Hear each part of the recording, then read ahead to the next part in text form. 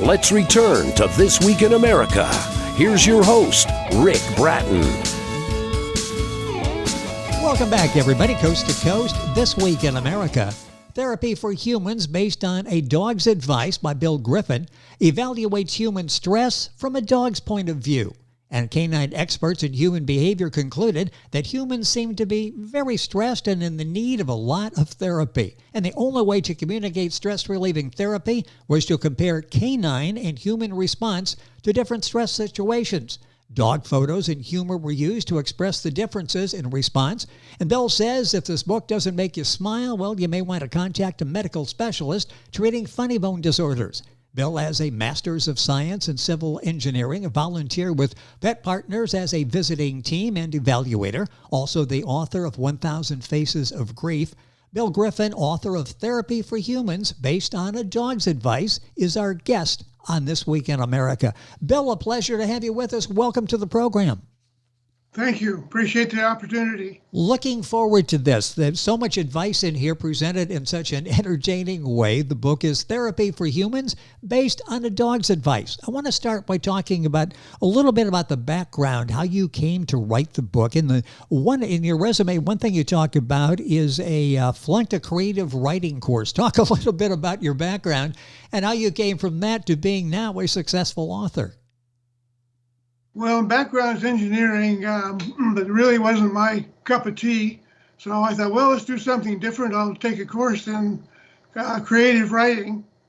At the end of the course, the instructor kind of politely said, Griffin, you might have a couple of creative brain cells, but don't give up your day job.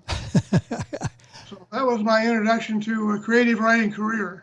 Well, I'm glad you didn't listen, because this book is so well written out there. It had to be someone. Did you send a signed copy of this book to the teacher, by the way? No, I probably should. It's like, thanks for the advice. Next time, keep it to yourself. Or so you can come up with your own inscription, but something like that would be good. I talked about the Pet Partners. It's such an important group that you work with. What is Pet Partners? And how are you volunteering? What do you do as a member of one of the teams? What we do is we actually go out and visit, and there's different levels, but primarily we're not a therapy team as such trained, but we just go and visit. For example, hospitals, schools, assisted living. Just to give you a couple ideas, we were a pet partner. My particular dog was a three-legged dog. She'd been hit by a car. And they'd amputated the leg, and then we got her after that. She was very empathetic. Going down the hallway of a hospital one day, she stopped right in the middle of the hallway, looked over, there was a man sitting in the corner, obviously very distraught. And I said, well, Sophie, we have to keep going. She wouldn't move.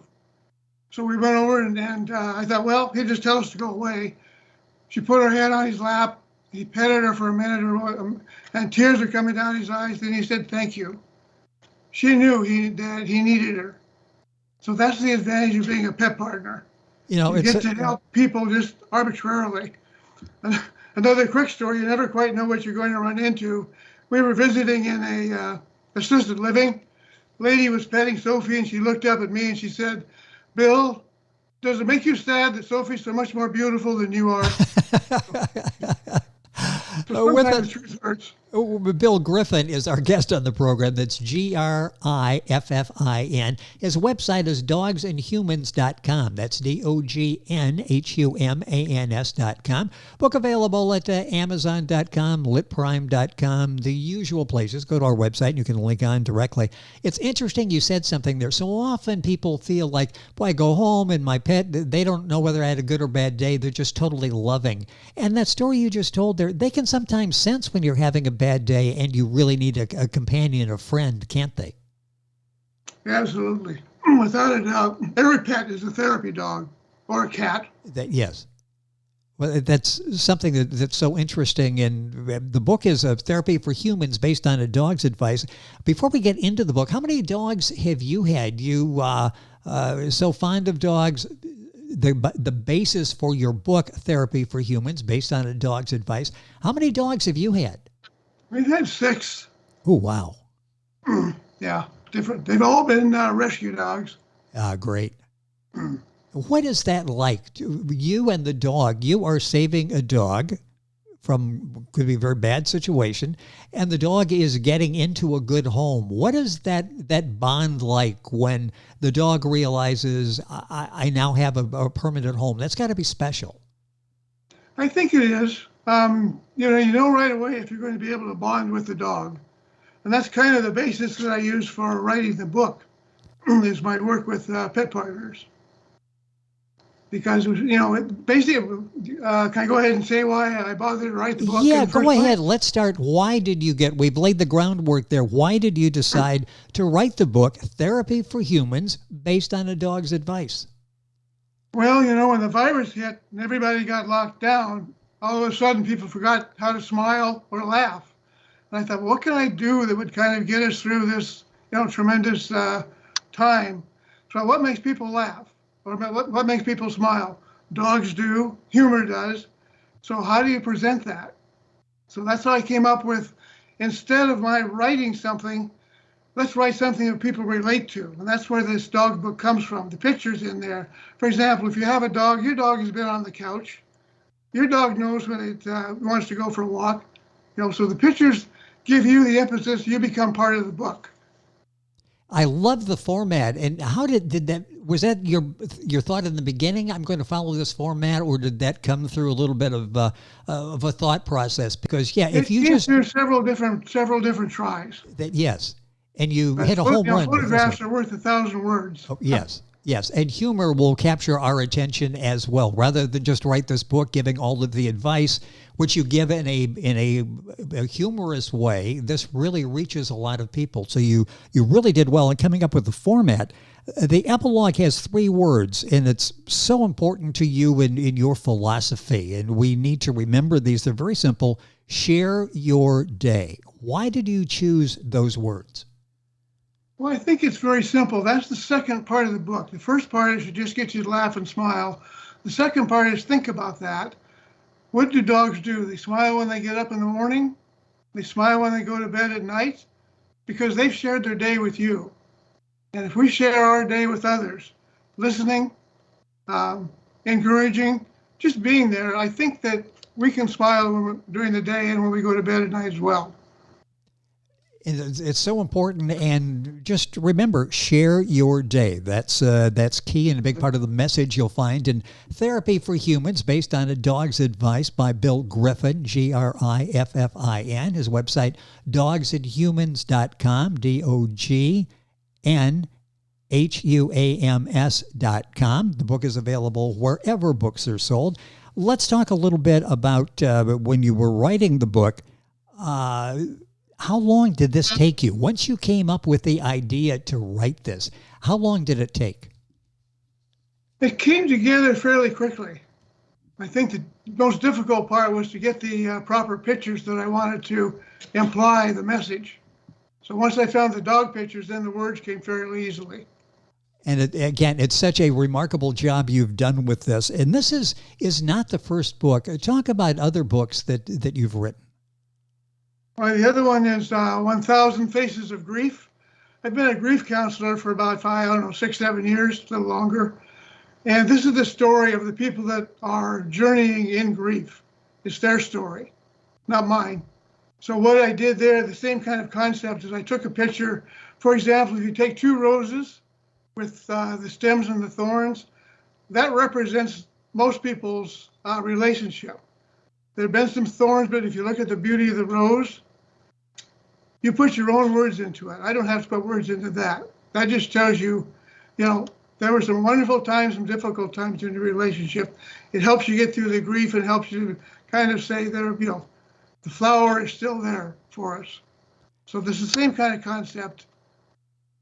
And this is different than other grief books, isn't it? Because of the message and, again, the presentation. You're very good at understanding how to present a very important message in a way that it can be very easily understood and accepted by us.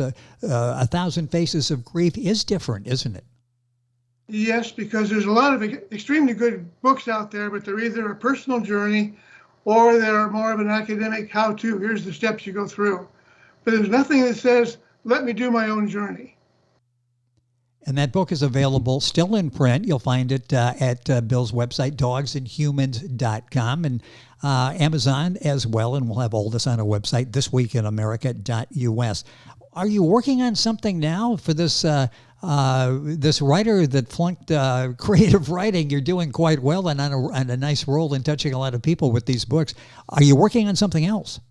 Yeah, I have another book in the works that I think could be kind of fun. And again, it's involving dogs and people. But again, it'll be the same story. There'll be a little different format. But it will be, well, I sort of hate to describe the format yet because I haven't quite settled on it. Well, interesting. I was going to ask how long. When do you think the book might be available? It sounds like you're still sort of developing the concept. Yeah, I think so. I have the kind of the storyline set up, but I tell you, it involves a handicapped little girl in a wheelchair. I'll tell you that much. Interesting, and I'm sure it will be well done, and hopefully we'll be able to talk about that book as well. The focus of the program today is Bill's current book, Therapy for Humans, based on a dog's advice. In this, you pick like 15 stressful areas. Let's talk about some of the areas of that are common that we share between us and animals. And it's interesting when you get into some of these because you've got humans do this, canines do this, and presented in such an entertaining way. There are a lot of similarities, aren't there? Pardon? Yeah, there are a lot of similarities, aren't there, between absolutely. The situations. What are some of the situations you talk about in the book? Well, for example, rejection. What happens when we're rejected? First of all, we try to blame somebody else. Dogs wag their tails, say, "Okay, I'll give you a second chance to be my friend." And if we can't blame somebody else, we get mad. Whereas the dog says, "Fine, I'll go find another friend." We can learn so much, and you're able to get these messages loud and clear, presented in a humorous way in Bill's book, Therapy for Humans. Down days happen is something you talk about as well, and we all go through that. We know how we handle it, not very well. How do dogs handle a bad day? Well, they just basically, hang on, let me grab that book there. Yeah, the book, by the way, is Therapy for Humans, based on a dog's advice, book by Bill Griffin. You'll find it available wherever books are sold. And Bill's website is dogsandhumans.com, dogsandhumans.com. Down day, we find things that we go through, and then we realize how a dog goes through it, and they seem to get over it a lot better than we do. Yeah, some of the things I suggested for dogs is, they'd like to be a lap dog, no matter their size with their down day. Or they, maybe they want to put a soggy bone on the couch just to keep them company. Yeah. And no, they don't want to go to the vet. So this is how a dog handles a down day. I love that, and so many examples like that Bill took these, and it's from a dog's point of view. How do you think dogs look at us and handle us? I mean, you've given that obviously a lot of thought as you've put this book together. They sometimes look at you and you think, I'm not sure what they're thinking, and maybe it's a good thing we're not sure what they're thinking. Well, you sort of learn to think like a dog because we don't have our communication is still quite limited. But an example not in the book is we had an Australian Shepherd. Excuse me. And I thought, well, it'd be fun to, learning to play fetch. So I threw the ball, and he went and got it, brought it back to me. Threw the ball. Second time, he looked at me and went over in the yard and buried it. We don't need to play these stupid human games. Yeah, I love that. That's very direct. If you hide that, we're not going to be able to do this anymore. So I'm going to tell my human that I'm tired of this and we want to move on to something else. The book is Therapy for Humans, based on a dog's advice. Bill Griffin, our guest on the program. A couple minutes left. What's the purpose of the book, Bill? When people finish reading this, what do you hope that they take away? Well, I hope they feel better. And there's a certificate in there that their dog can sign if they actually go through and do these correctly. I love that. So it's a situation, something you can share with your pet, your dog, as well as you go through this. A couple minutes left. I want to talk about what the experience has been like in working with the pet partners. How important that is for you, the pet, and the person who you are visiting in a hospital, in a care center, that type of thing. Talk about how valuable that's been in your life and being able to reach out with your pet and help people. Extremely valuable. The fact that, if you had kind of a lousy day, then you take your pet to the hospital and see the response of the people to an animal coming in. No judgment, no needles. They're just there to be there for the person. You leave feeling very good.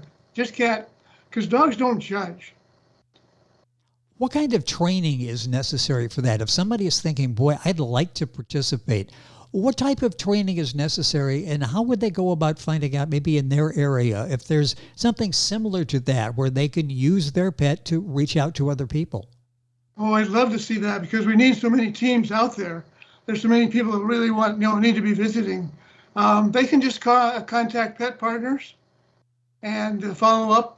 And really, it's just a basic act of love. You learn to train your dog so that when they go in the hospital, they don't rush up to somebody and knock over their walker. Yes, and it's just being polite, One time, real quickly, one of the nurses came in and walking down the hall, she says, "Bill, does Sophie bite?" I said, "Well, of course not." I said, we wouldn't be here. She says, "Oh, darn, there's this miserable doctor. I'd like to have you bite him." So, but that's a little unusual. Unusual, but they were hopeful that they might be able to get revenge. It's so rewarding. Yeah, Well, the book is touching lives out there. What kind of response are you having? All the reviews I'm reading, very positive. They like the message and they like the presentation. Yeah, I think, people that read it have said, they're going to buy others for their family and their friends, and they do get a laugh out of it. And that's the kind of book that you can buy and pass along to other people. Buy a couple, and if they don't return it, that's fine, because they may pass it out to other people and make their lives more positive as well. What has this experience been like for you in writing the book? I'm sure going into to writing the book, not quite sure what to expect, but being able to get the book published, have people read it and respond in a positive manner. What's this been like being a published author now? It's kind of, I guess, first of all, it's a real surprise. And I'm kind of pleased that a book like this could have some value to basically help people feel better. It's been a long couple of years. Well, it does. It makes us feel better because of the presentation. It gets us thinking about our situations when we run into a relaxation problem, communication, something like that. We learn how our pet handles that situation, and we can actually learn something from our pet as well. The book is so well written. What an excellent presentation. Bill Griffin, that's Griffin.